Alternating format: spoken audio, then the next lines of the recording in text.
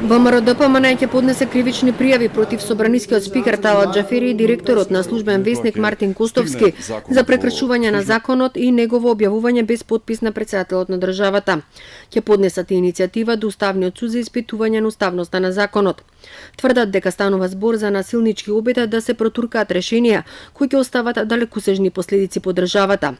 Упатија повик до граѓаните да ја бойкотираат примената на законот. ВМРО-ДПМН ги повикува сите институции на централно и локално ниво да го игнорираат и бойкотираат операционализирањето на овој неуставен и штетен закон. Доколку одговорните во институциите се соочат со какви било проблеми или закани, ВМРО-ДПМН и правната комисија им стојат на располагање за правна или било каква друга помош. Дуи тврди дека законот е голема придобивка и со него се заокружува нормативниот дел од Охридскиот договор. Талат Џафери имал право да го испрати во службен весник законот и само со еден подпис. Го повика ВМРО-ДПМН да го почитува законот.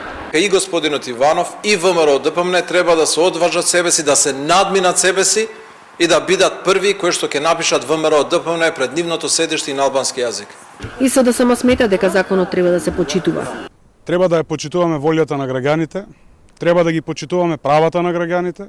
Македонија конечно, навистина треба да ја изградиме како едно општество за сите.